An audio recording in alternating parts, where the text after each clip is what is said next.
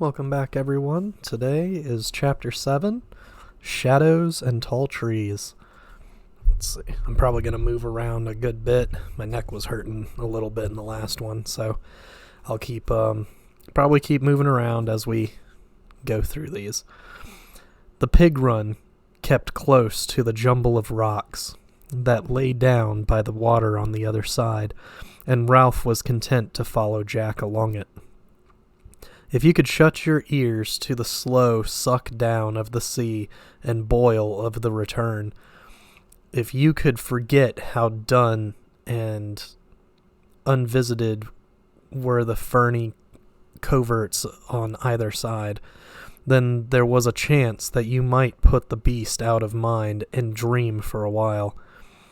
The sun had swung over the vertical and the afternoon heat was closing in on the island. Ralph passed a message forward to Jack, and when they next came to fruit, the whole party stopped and ate. Sitting, Ralph was aware of the heat of the first time that day. He pulled distastefully at his gray shirt and wondered whether he might undertake the adventure of washing it. Sitting under what seemed an unusual heat, even for this island, Ralph planned his toilet. He would like to have a pair of scissors and cut this hair. He flung the mass back. Cut this filthy hair right back to half an inch. He would like to have a bath, a proper wallow with soap. He passed his tongue experimentally over his teeth and decided that a toothbrush would come in handy too. Then there were his nails. Ralph turned his hand over and examined them. They were bitten down to the quick, though he could not remember when he had restarted this habit, nor any time when he indulged it. Be sucking my thumb next. He looked round furtively.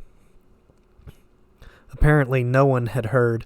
The hunters sat, stuffing themselves with this easy meal, trying to convince themselves that they got sufficient kick out of bananas and that other olive gray jelly-like fruit.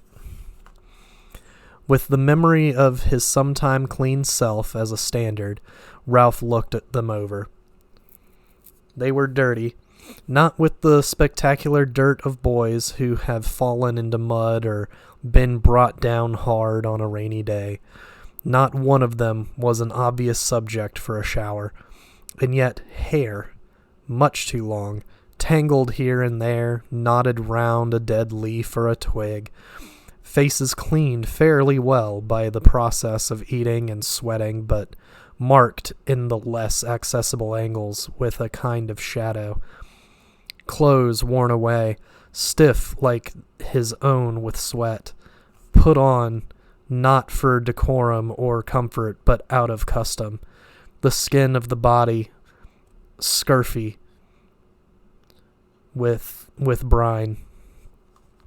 He discovered with a little fall of the heart that these were the conditions he took as normal now, and that he did not mind. He sighed and pushed away the stalk from which he had stripped the fruit.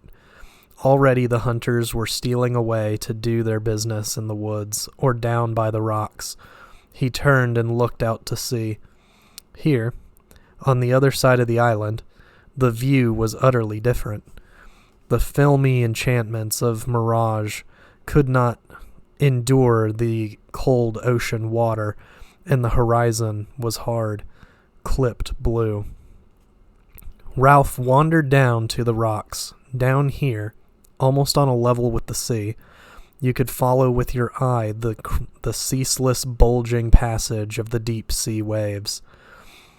They were miles wide, apparently not breakers or the banked ridges of shallow water. They traveled the length of the island with an air of disregarding it and being set on other business. They were less a progress than a momentous rise and fall of the whole ocean. Now the sea would suck down, making cascades and waterfalls of retreating water, would sink past the rocks and plaster down the seaweed like shining hair.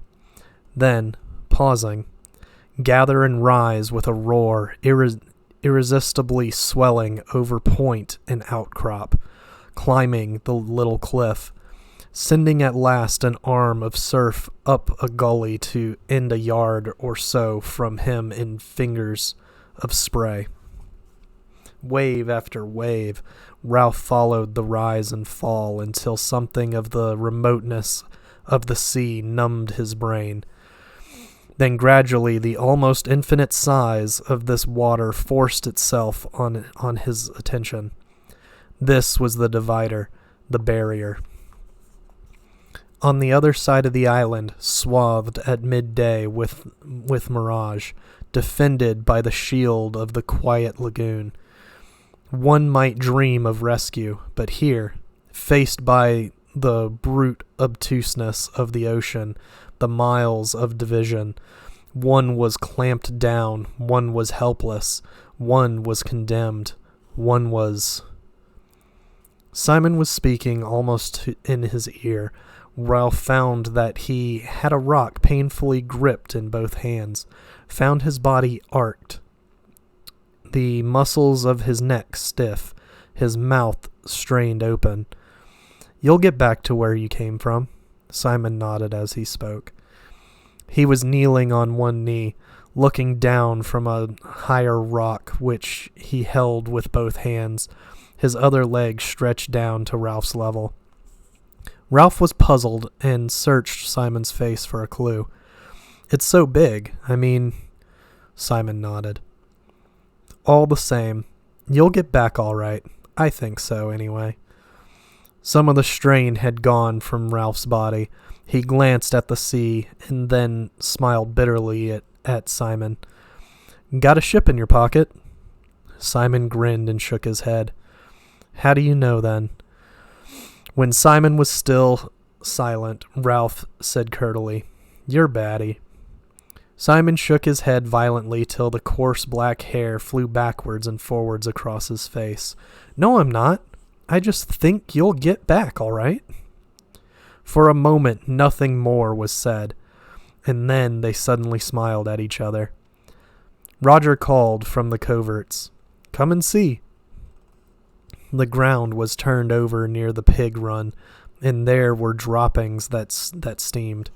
Jack bent down to them as though he loved them. "Ralph, we need meat, even if we are hunting the other thing. If you mean going the right way, we'll hunt." They set off again. The hunters bunched a little by fear of the mentioned beast, while Jack quested ahead.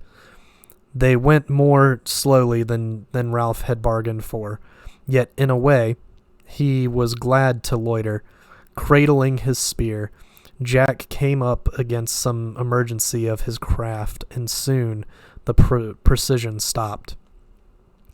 Ralph leaned against a tree, and at once the daydreams came swarming up. Jack was in charge of the hunt, and there would be time to get to the mountain. Once, following his father from Chatham to Devonport, they had lived in a cottage on the edge of the moors.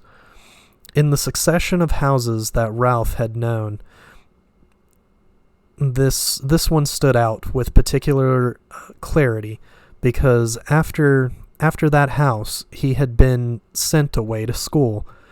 Mummy had still been with them, and Daddy had come home every day. Wild ponies came to the stone wall at the bottom of the garden, and it had snowed. Just behind the cottage there was a sort of shed, and you could lie up there, watching the flakes swirl past. You could see the damp spot where each flake died. Then you could mark the first flake that lay down without melting and watch the whole ground turn white. You could go indoors and you were cold and look out of the window. past the bright copper kettle and the plate with the little blue men. When you went to bed, there was a bowl of cornflakes with sugar and cream. And the books, they stood on the shelf by the bed, leaning together, with always 2 or 3 laid flat on top because he had not bothered to put them back properly. They were dog-eared and scratched. There was the bright, shining one about Topsy and Mopsy that he never read because it was about 2 girls. There was the one about the magician, which you read with a kind of tied-down terror. Skipping page 27 with the awful picture of the spider. There was a book about people who had dug things up, Egyptian things. There was the boy's book of trains, the boy's book of ships. Vividly, they came before him. He could have reached up and touched them, could feel the weight and slow slide with which the mammoth book for boys would come out and slither down. Everything was all right. Everything was good-humored and friendly. The bushes crashed ahead of them. Boys flung themselves wildly from the pig track and scrabbled in the creepers, screaming. Ralph saw Jack nudged aside and fall. Then there was a creature bounding along the pig track toward him, with tusks gleaming and an intimidating grunt.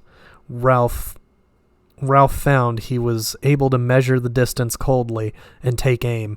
With the boar only 5 yards away, he flung the foolish wooden stick that he carried, saw it hit the great snout and hang there for a moment. The boar's note changed to a squeal, and it swerved aside into the covert.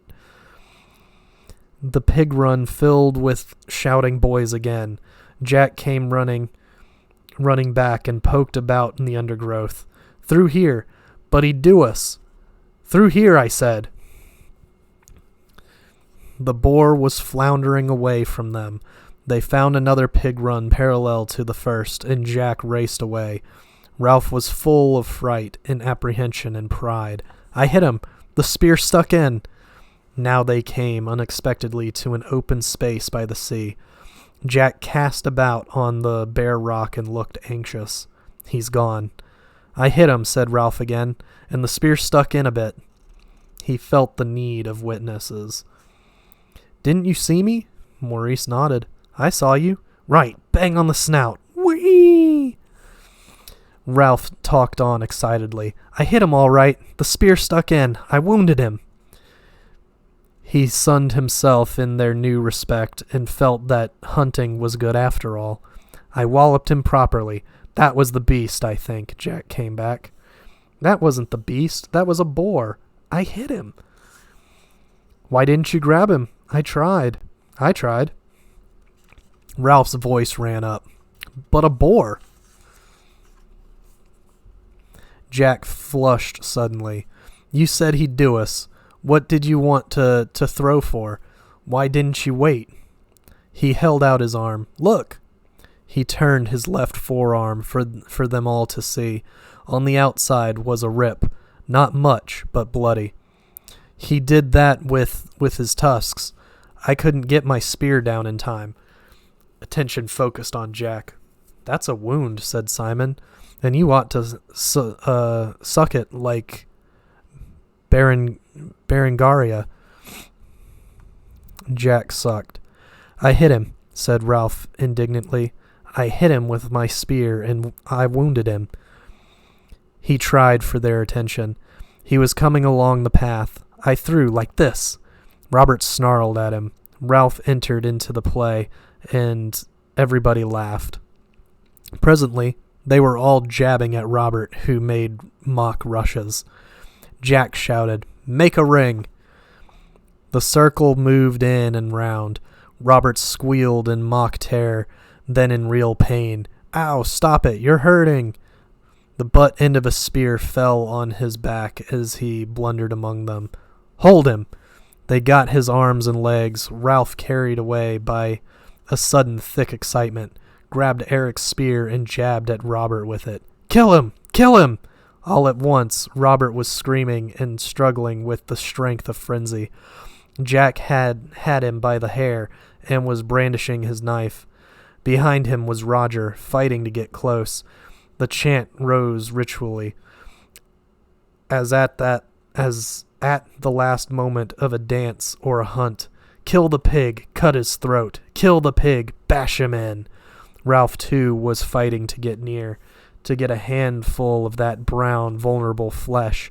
The desire to squeeze and hurt was overmastering. Jack's arm came down. The heaving circle cheered and made pig-dying noises. Then they lay quiet, panting, listening to Robert's frightened snivels.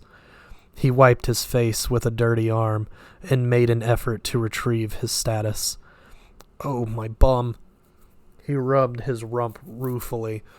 Jack rolled over. That was a good game. Just a game, said Ralph uneasily. I got jolly badly hurt at rugger once. We ought to have a drum, said Maurice. Then we could do it properly. Ralph looked at him. How properly? I don't know. You want a fire, I think, and a drum, and you keep time to the drum.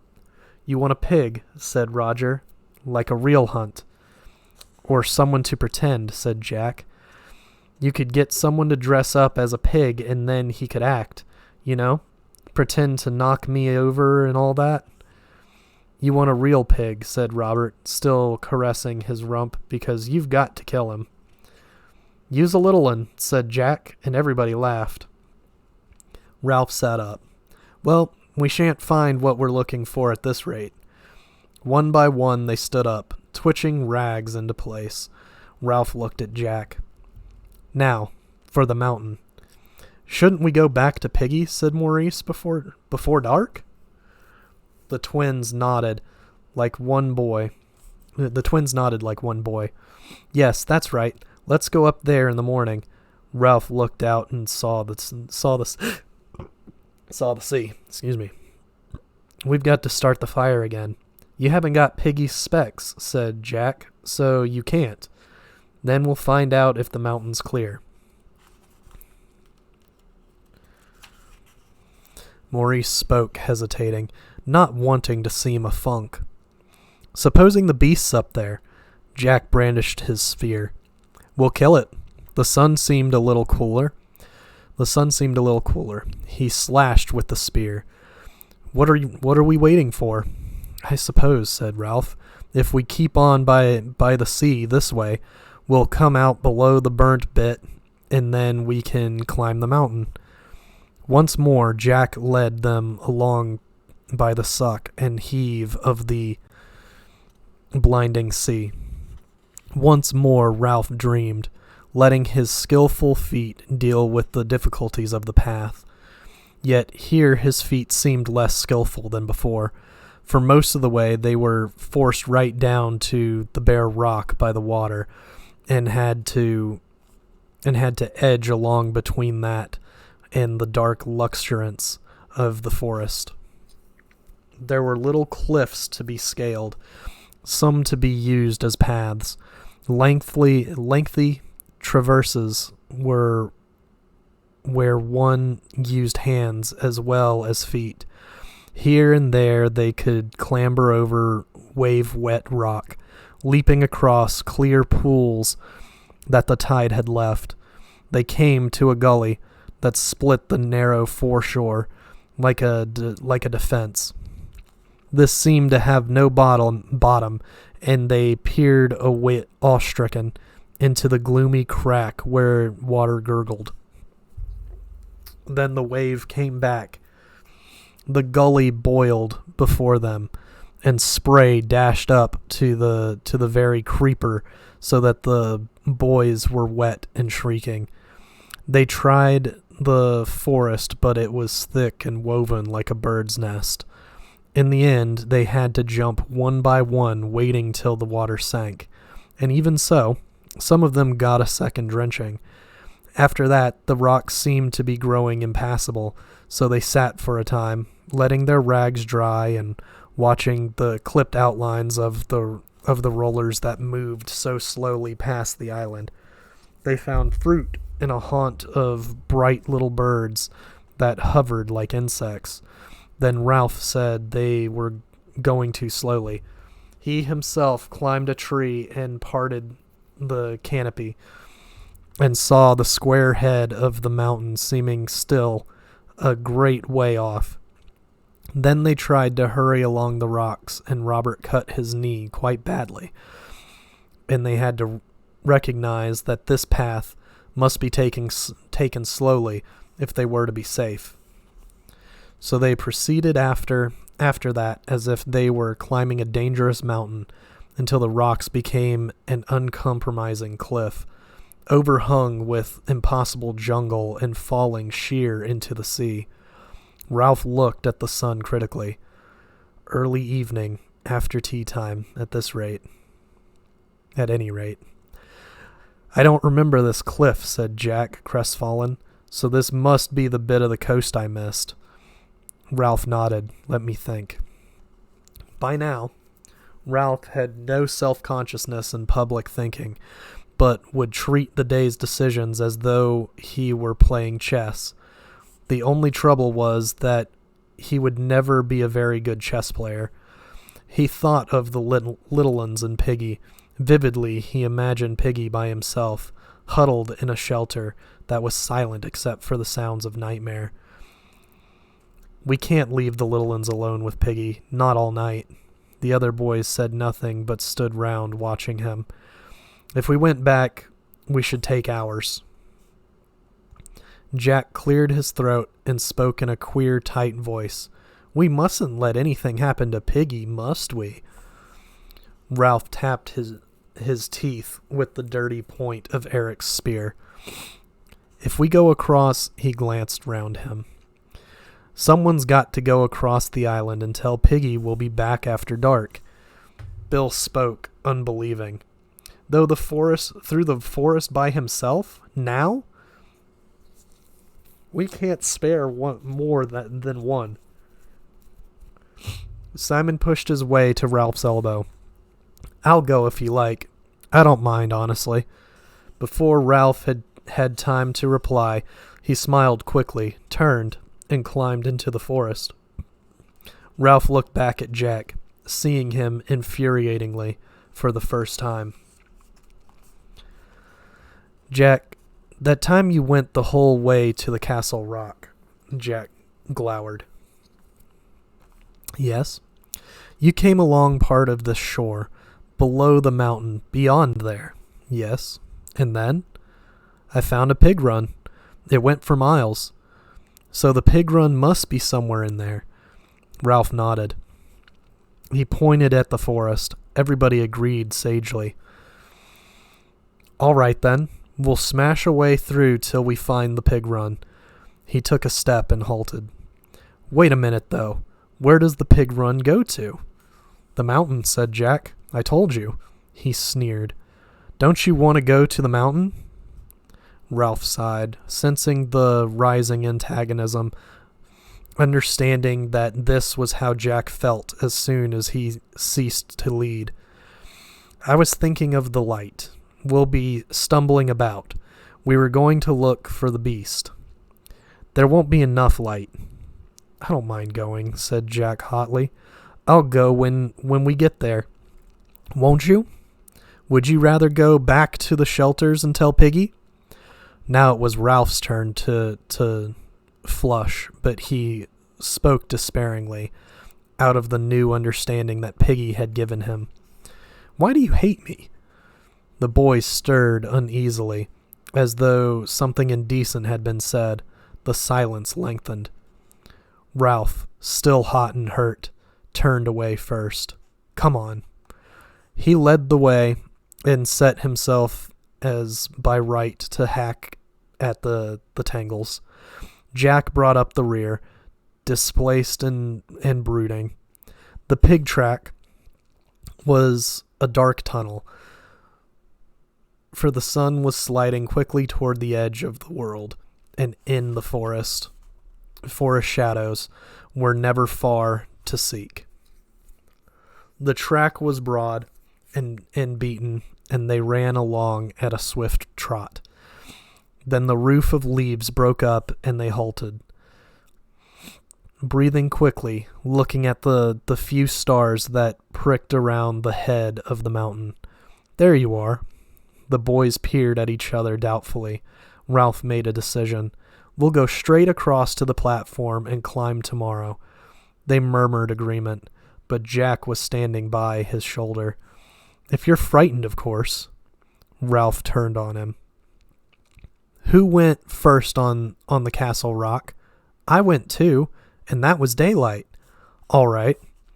Who wants to climb the mountain now?" Silence was the only answer. "Sam and Eric, what about you?" "We ought to go and tell Piggy." "Yes, tell Piggy that." "But Simon went." "But Simon went." "We ought to tell Piggy, in case." "Robert? Bill?" They were going straight back to the platform now.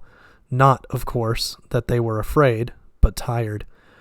Ralph turned back to Jack. "You see? I'm going up the mountain." The words came from Jack viciously, as though they were a curse.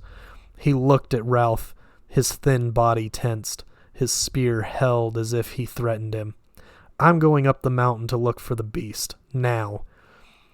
Then the supreme sting, the casual, bitter word. "Coming?" At that word, the other boys forgot their urge to be gone and turned back to sample this fresh rub of two spirits in the dark. The word was too good, too bitter, too successfully daunting to be repeated. It took Ralph at low water, when his nerve was relaxed for the return to the shelter and the still friendly waters of the lagoon. "I don't mind." Astonished, he heard his voice come out, cool and casual, so that the bitterness of Jack's taunt fell powerless. "If you don't mind, of course." "Oh, not at all." Jack took a step. "Well then." Side by side, watched by silent boys, the two started up the mountain. Ralph stopped. "We're silly. Why should only two go? If we find anything, two won't be enough." There came the sound of boys scuttling away. Astonishingly, a dark figure moved against the tide. "Roger?" "Yes." "That's three, then." Once more they set out to climb the slope of the mountain. The darkness seemed to flow round them like a tide. Jack, who had said nothing, began to choke and cough, and a gust of wind set all three spluttering. Ralph's eyes were blinded with tears. Ashes were on the edge of the burnt patch. Their footsteps and the occasional breeze were stirring up small devils of dust. Now that they stopped again, Ralph had time, while he coughed, to remember how silly they were. If there was no beast, and almost certainly there was no beast, in that case, well and good.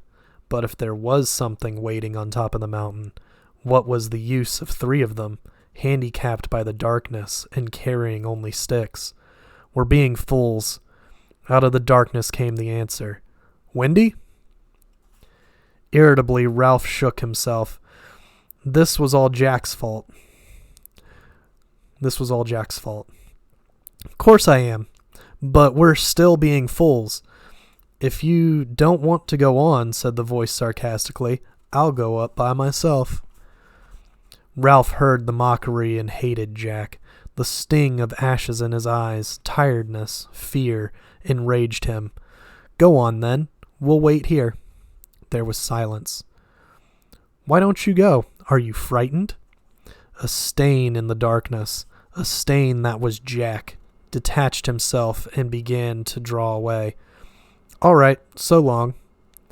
The stain vanished. Another took its place. Ralph felt his knee against something hard and rocked a charred trunk that was edgy to the touch. He felt the sharp cinders that had been bark push against the back of his knee and knew that Roger had sat down. He felt with his hands and lowered himself beside Roger. while the trunk rocked among invisible ashes. Roger, uncommunicative by nature, said nothing. He offered no opinion on the beast, nor told Ralph why he had chosen to come on this mad expedition. He simply sat and rocked the trunk gently. Ralph noticed a rapid and infuriating tapping noise, and realized that Roger was banging his silly wooden stick against something. So they sat. The rocking, tapping, impervious Roger and Ralph fuming. Round them, the close sky was loaded with stars. Save where the mountain pushed up a hole of blackness, there was a slithering noise high above them. The sound of someone taking giant and dangerous strides on rock or ash. Then Jack found them, and was shivering and croaking in a voice they could just recognize as his. "I saw a thing on top." They heard him blunder against the trunk, which rocked violently. He lay silent for a moment, then muttered, "Keep a good lookout. It may be following." A shower of ash pattered round them. Jack sat up. "I saw a thing bulge on the mountain." "You only imagined it," said Ralph shakily. "Because nothing would bulge. Not any sort of creature." Roger spoke, then jumped, for they had forgotten him. "A frog." Jack giggled and shuddered. I gotta change positions real quick. Just in time for the last 2 pages. Okay. Some frog. There was a noise, too. A kind of plop noise. Then the thing bulged. Ralph surprised himself not so much by the quality of his voice, which was even, but by the bravado of its intention. "We'll go and look." For the first time since he had first known Jack, Ralph could feel him hesitate. "Now?" His voice spoke for him. "Of course." He got off the trunk and led the way across the clinking cinders up into the dark, and the others followed. Now that his physical voice was silent, the inner voice of reason, and other voices too, made themselves heard. Piggy was calling him a kid. Another voice told him not to be a fool, and the darkness and desperate enterprise gave the night a kind of dentist chair unreality. As they came to the last slope, Jack and Roger drew near. Changed from the ink stains to distinguishable figures. By common consent, they stopped and crouched together. Behind them, on the horizon, was a patch of lighter sky, where in a moment the moon would rise. The wind roared once in the forest and pushed their rags against them. Ralph stirred. "Come on." They crept forward, Roger lagging a little. Jack and Ralph turned the shoulder of the mountain together. The glittering lengths of the lagoon lay below them, and beyond that a long white smudge. That was the reef. Roger joined them. Jack whispered, "Let's creep forward on hands and knees. Maybe it's asleep." Roger and Ralph moved on, this time leaving Jack in the rear, for all his brave words. They came to the flat top where the rock was hard to hands and knees. A creature that bulged. Ralph put his hand in the cold, soft ashes of the fire and smothered a cry. His hand and shoulder were twitching from the unlooked-for contact. Green lights of nausea appeared for a moment and ate into the darkness. Roger lay behind him, and Jack's mouth was at his ear. "Over there, where there used to be a gap in the rock. A sort of hump. See?" Ashes blew into Ralph's face from the dead fire. He could not see the gap or anything else, because the green lights were opening again and growing. And the top of the lights... and the top of the mountain was sliding sideways. Once more, from a distance, he heard Jack's whisper, "Scared?" Not scared so much as paralyzed, hung up there immovable on the top of a diminishing, moving mountain. Jack slid away from him. Roger bumped, fumbled with a hiss of breath, and passed onwards. He heard them whispering, "Can you see anything?" There, in front of them, only 3 or 4 yards away, was a rock-like hump where no rock should be. Ralph could hear a tiny chattering noise coming from somewhere, perhaps from his own mouth. He bound himself together with his will, fused his fear and loathing into a hatred, and stood up. He took 2 leaden steps forward. Behind them, the silver of moon had drawn clear of the horizon. Before them, something like a great ape was sitting asleep, with its head between its knees. And the wind roared in the forest. There was confusion in the darkness, and the creature lifted its head, holding toward them the ruin of a face. Ralph found himself taking giant strides among the ashes, heard other creatures crying out and leaping, and dared the impossible on the dark slope. Presently, the mountain was deserted, save for the 3 abandoned sticks and the thing that bowed. And that's the end of chapter 7. We'll see you guys next week.